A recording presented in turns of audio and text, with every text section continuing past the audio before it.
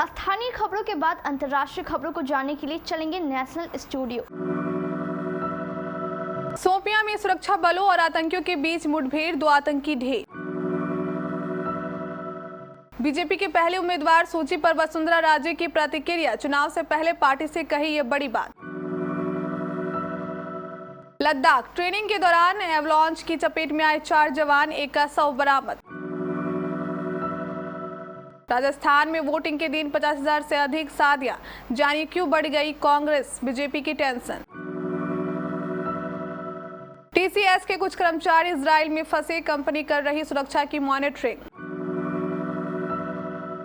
America में सबसे बड़े हिंदू मंदिर अक्षरधाम का उद्घाटन 185 एकड़ में फैला, 12 साल में बनकर हुआ तैयार। अखंड भारत के दावे, सिंह को वापस लेने वाले सीएम योगी के बयान से पाकिस्तान को लगी मिर्ची। फुकरे और मिशन रानीगंज के बीच बॉक्स ऑफिस पर कांटे की टक्कर, फिसड्डी रह गई भूमि की थैंक यू फॉर कमिंग। मंगलवार को इंग्लैंड बांग्लादेश की भिड़ंत, यहां देखे हेड टू हेड रिकॉर्ड। और 128 साल बाद ओलंपिक में क्रिकेट की वापसी होगी, रिपोर्ट में दावा। फ्लैग फुटबॉल और बेसबॉल को भी हरी झंडी, आज ऐलान हो सकता है। शोपियां के एलसीपोरा इलाके में सुरक्षा बलों और आतंकवादियों के बीच मुठभेड़ शुरू हो गई है। मुठभेड़ में 2 आतंकियों के मारे जाने की खबर है। कश्मीर पुलिस ने इसकी जानकारी सोशल मीडिया प्लेटफॉर्म एक्स पर दी है। पुलिस के मुताबिक मारे गए आतंकवादियों की पहचान आतंकी संगठन लश्कर-ए-मोरीफत मकबूल और जाजिम फारूक उर्फ अबरार के रूप में हुई है। आतंकवादी अबरार कश्मीरी पंडित संजय शर्मा की हत्या में शामिल था। राजस्थान विधानसभा चुनाव के लिए भारतीय जनता पार्टी ने अपनी पहली सूची जारी कर दी है, जिसमें कुल 42 उम्मीदवारों के नाम है। ये लिस्ट जारी होने के बाद से ही राजस्थान में सियासी गर्मा गर्मी का माहौल बन गया है। अब पूर्व मुख्यमंत्री और बीजेपी नेता वसुंधरा राजे की भी प्रतिक्रिया सामने आ रही है। उन्होंने अपने आधिकारिक एक्स अकाउंट पर पोस्ट कर सभी घोषित उम्मीदवारों को शुभकामनाएं दी। वसुंधरा राजे ने पोस्ट किया, भारतीय जनता पार्टी ने राजस्थान में होने वाले आगामी विधानसभा चुनाव 2023 के लिए 41 प्रत्याशियों के नामों पर अपनी स्वीकृति प्रदान की है। मैं आप सभी को विजय के लिए शुभकामनाएं देती हूं। लद्दाख में सेना की ट्रेनिंग के दौरान एक बड़ा हादसा हो गया है। यहां अचानक आए एवलांच में सेना के 4 जवान फंस गए, जिनमें से 1 का शव बरामद कर लिया गया है, जबकि 3 अब तक एवलांच की चपेट में फंसे हुए हैं। बताया जा रहा है कि 8 अक्टूबर को हाई एल्टीट्यूड वारफेयर स्कूल और भारतीय सेना के आर्मी एडवेंचर विंग के करीब 40 सैनिकों की एक टुकड़ी लद्दाख के माउंट कुन के पास ट्रेनिंग ले रही थी। इस दौरान ही सेना की टुकड़ी को एवलांच का सामना करना पड़ा। इस दौरान 4 सैनिक फंस गए। तत्काल बचाव अभियान शुरू किया गया, जो अभी भी जारी है। राजस्थान में 23 नवंबर को देवउठनी एकादशी है। इसके चलते प्रदेश में 50,000 से अधिक शादियां होने की संभावना जताई जा रही है। विधानसभा चुनाव के लिए घोषित कार्यक्रम के अनुसार इसी दिन मतदान भी होगा। शादी विवाह के व्यापार से जुड़े लोगों के अनुसार देवउठनी एकादशी के पावन पर्व पर प्रदेश में 50,000 से अधिक शादियां होने की संभावना है। देवउठनी एकादशी शादी के मुहूर्त के तौर पर देखा जाता है, लिहाजा इसे लेकर कांग्रेस बीजेपी के नेताओं के बीच भी टेंशन बढ़ जाती है। देवउठनी एकादशी को लेकर जानकारों का मानना है कि इससे राज्य में मतदान प्रतिशत प्रभावित हो सकता है। यहाँ चुनाव विभाग ने सभी 51,756 मतदान केंद्रों पर 75% मतदान का लक्ष्य रखा है। इजराइल और फिलिस्तीन के बीच बढ़ते संघर्ष के दौरान भारतीय आईटी कंपनियां इजराइल में तैनात अपने कर्मचारियों की सुरक्षा सुनिश्चित करने के लिए प्रयास कर रही है। लाइव मिनट पर छपी खबर के मुताबिक सूत्रों से ये जानकारी मिली है कि देश की सबसे बड़ी IT company Tata consultancy services भी इस समय इजराइल फिलिस्तीन युद्ध पर नजरें बनाए हुए हैं और ऐसी टीमों के संपर्क में है जिनके कर्मचारी भारत से हैं। इसके अलावा इजराइल में नियुक्त टीसीएस के कर्मचारियों के परिवार वालों से भी भी कंपनी संपर्क में है। हालांकि मिंट की खबर के मुताबिक कंपनी ने उसके सवालों का कोई जवाब नहीं दिया। हालांकि टीसीएस के एक अधिकारी ने नाम ना बताने की शर्त पर कहा कि कंपनी स्थिति को मॉनिटर कर रही है और वहां के एचआर अधिकारियों के साथ संपर्क में है और कर्मचारियों को उनकी सुरक्षा से संबंधित सारे सहयोग कर रहे हैं।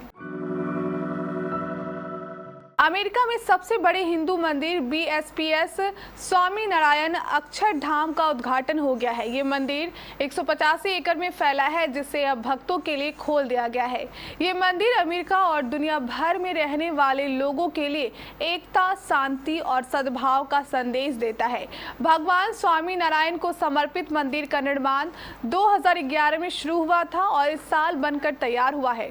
इसे दुनिया भर के 12,500 वॉलंटियर्स द्वारा बनाया गया है। मंदिर की कई प्रमुख अनूठी विशेषताएं हैं। इनमें से एक पत्थर से निर्मित अब तक का सबसे बड़ा गुंबद है।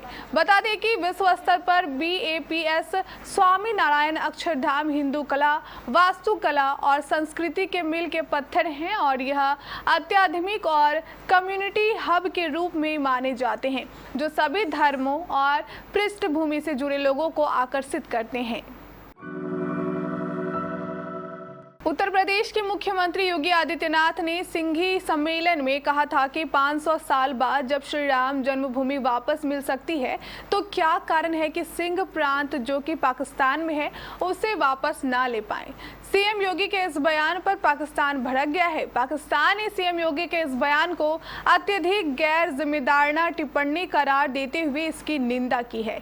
मीडिया के सवाल का जवाब देते हुए विदेश मंत्रालय की प्रवक्ता मुमताज जहरा बलूच ने कहा, राजनेता की भड़काऊ टिप्पणी अखंड भारत के अनावश्यक दावे से प्रेरित है और इतिहास के विकृत दृष्टिकोण को दर्शाती है। पिछले हफ्ते भूमि पेडनेकर की थैंक यू फॉर कमिंग और अक्षय कुमार के मिशन रानीगंज रिलीज हुई थी। दोनों ही फिल्मों को काफी ठंडी ओपनिंग मिली। चलिए देखते हैं दोनों पहले मंडे कितना कलेक्शन किया। थैंक यू फॉर कमिंग सबसे पहले बात करते हैं भूमि पेडनेकर और शहनाज गिल की sex comedy film thank you for coming की। इस फिल्म ने महज 1 करोड़ रुपए के साथ बॉक्स ऑफिस पर ओपनिंग की थी। वहीं अब सैकनिल्क के आंकड़ों के अनुसार ये फिल्म अपने पहले मंडे यानी चौथे दिन भी सिर्फ 1 करोड़ का ही आंकड़ा छू पाएगी, जिसके बाद इसका टोटल कलेक्शन 5.82 करोड़ रुपए का हो जाएगा। मिशन रानीगंज अक्षय कुमार की फिल्म भी भूमि की फिल्म के साथ 6 अक्टूबर को रिलीज हुई थी, लेकिन इस फिल्म के जरिए भी अक्षय अपना जादू थिएटर्स में नहीं चला पाए। फिल्म ने पहले दिन 2.8 करोड़ के साथ खाता खोला था। विश्व कप 2023 के 7वें मुकाबले में इंग्लैंड की भिड़ंत बांग्लादेश से होगी। ये मैच 10 अक्टूबर को सुबह 10:30 बजे से धर्मशाला के Himachal Pradesh cricket association stadium में खेला जाएगा। इंग्लैंड को अपने पहले मैच में न्यूजीलैंड के हाथों 9 विकेट से हार का सामना करना पड़ा। वहीं बांग्लादेश ने वर्ल्ड कप के पहले मैच में अफगानिस्तान को 6 विकेट से शिकस्त दी थी। ऐसे में बांग्लादेश टीम आत्मविश्वास के साथ मैदान में उतरेगी। टीम में लिटन दास, मेहदी हसन मिराज और नजमुल हसन सांतो ने अच्छा प्रदर्शन किया है। वहीं कीवी टीम से मिली हार इंग्लैंड के कप्तान जॉस बटलर के लिए खतरे की घंटी है। डिफेंडिंग चैंपियन पिछले मैच में मिली हार को भूलकर जीत के इरादे से मैदान में उतरेगी। लॉस एंजेलिस ओलंपिक 2028 में क्रिकेट भी शामिल किया जाएगा। ब्रिटिश अखबार द गार्डियन की रिपोर्ट में ये दावा किया गया है कि रिपोर्ट के मुताबिक क्रिकेट के साथ ही फ्लैग फुटबॉल, बेसबॉल और सॉफ्टबॉल को भी इवेंट में शामिल किया गया है। इसका ऑफिशियल अनाउंसमेंट मंगलवार शाम तक लॉस एंजेलिस ओलंपिक कमेटी कर सकती है। इंटरनेशनल ओलंपिक कमेटी इसका फाइनल ड्राफ्ट तैयार कर चुकी है। इस बारे में ज्यादा जानकारी रविवार से मुंबई में शुरू हो रहे IOC के 141वें सेशन में दी जाएगी। हालांकि लॉस एंजेलिस ओलंपिक 2028 में T20 फॉर्मेट में मेंस और विमेंस मुकाबले में होंगे। इसके पीछे एशिया का कमर्शियल मार्केट भी बहुत बड़ी वजह है। कम से कम भारत में तो इसका जबरदस्त क्रेज है और इस वक्त हमारी इकोनॉमी दुनिया में 5वें नंबर पर है।